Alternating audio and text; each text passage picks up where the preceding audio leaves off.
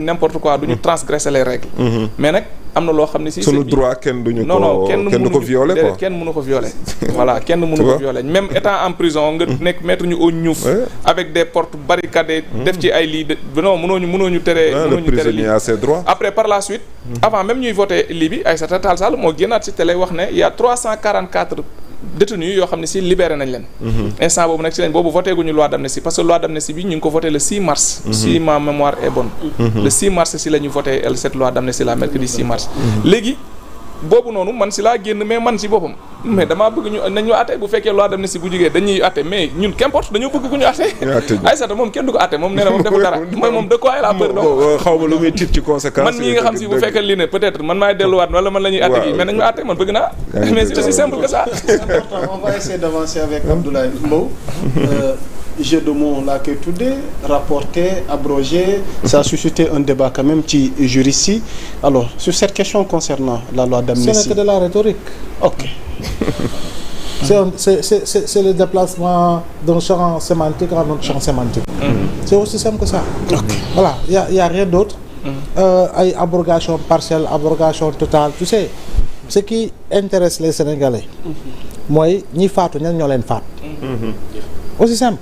gis nga loi d'amnistie bi cooli yëpp mooy bakkan yu rot sans coupable je dis bien loolu mooy problème bi ce n'est pas la première loi d'amnistie mais pourquoi cette loi d'amnistie là am autant de problèmes parce que il n'y a pas eu de vérité il n'y a pas eu de justice pour que l'on puisse enfin parler de réconciliation te justice moo jiitu lépp fii nag amul justice le ministre Sidiki Kaba en son temps il avait parlé de la création d'une commission bi mu defee déclaration chargé opposition bi chargé Pastef chargé opposition bi après mu ne on va créer une commission avec le pouvoir de l'opposition et la société civile pour situer les responsabilités alors que lui-même avait parlé également en son temps de forces occultes.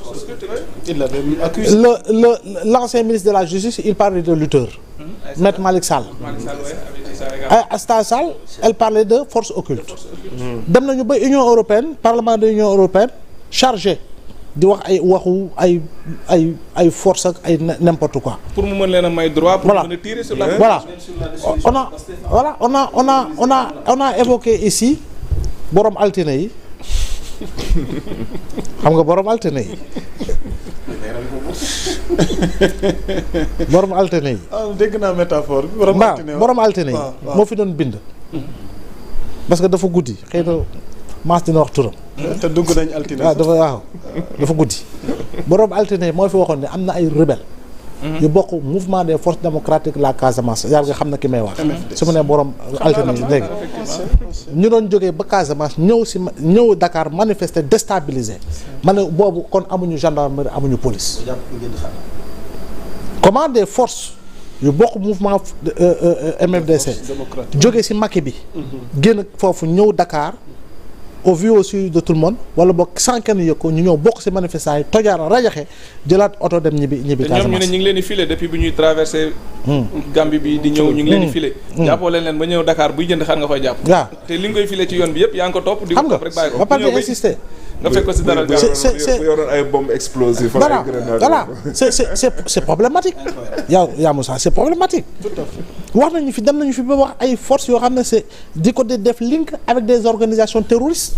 Mbow je vous coupe pas de mais ce dont j'en suis sûr mooy gis nga ñi ngi wax wàññi dund bi.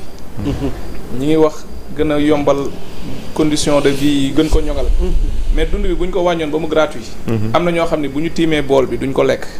parce que tout simplement justice n'est pas encore faite. Tant que justice ne sera pas faite am na ñoo xam ne si maanaam cette plaie béante là bi nekk ci seen xol yi du mës a wér. maanaam dafa am loo xam ni mënta ñàkk loolu il faut mu am. mëntu la ñàkk loolu c'est pas que da ngaa soxor wala da ngay jéem da ngaa yore esprit revanchard. non pas du tout mais c'est tout simplement parce que dëkk mënul nekk sans mu am justice. voilà bu boobaa anarchie la bu boobaa la loi du plus fort lay nekk ku ëpp doole yaa mën te bu boobaa xanaa kon ñi fi nekk tey ëpp doole ndax ñoo yore nguur yore pouvoir xanaa kon lu ñu neex la ñuy def. mais amuñu sañ-sañ bi. duñu dellu ci. amuñu sañ-sañ bi. voilà donc loolu. C'est important. Voilà c'est très important. C'est très important donc on te laisse continuer à avancer. Donc il faut quand même que ñu mën a situer responsabilité yi. Exactement. Malheureusement on a fait jouer à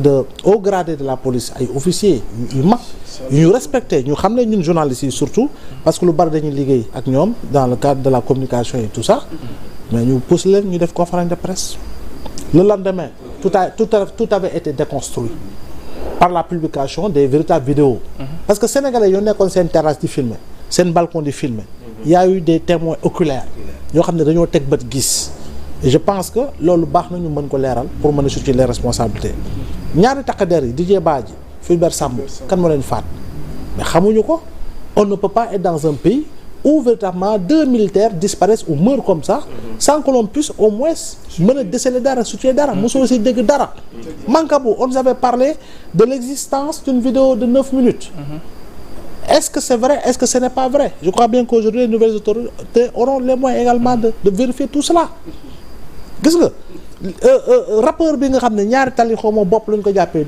dóor après on a ñu retrouvé son corps à Cambérène je crois bien et d'autres également loolu tamit sénégalais soxla nañu parce que lii tax en réalité ñu bari soulagé wu non sans tenir compte de ces blessés qui vont garder des séquelles à vie am na ñoo xam ne doxatuñu am na ñoo xam ne mënatuñu dara seen bopp dañu leen yëkkati di solo yére di leen sang am na ñoo xam ne ils ont perdu l'usage des bras mais yaa Moussa loolu yëpp xew fii. Non, c'est important. Parce que on ne peut pas voilà ne peut pas faire le je dis jamais un régime si c'est le Senghor le régime de Senghor jamais un régime n'a eu autant de victimes lors de manifestations. C'est important. On ne parlera ñenn ñi tey ni ñuy xewal ñoo ne parlera ñoo ñu doon toj ñu doon taal oui mais c'est des actes délictuels lu si bari parce que am na ñoo xam ne ils l'ont fait volontairement parce que dans une foule kii ñëw di manifester parce que dafa gëm pressé bokkul ak kii ñëw di profiter aussi manifester di gën a yokku taal parce que moom leneen moo ko intéressé voilà leneen moo ko intéressé mais on a eu ici les événements de 2011 à 2012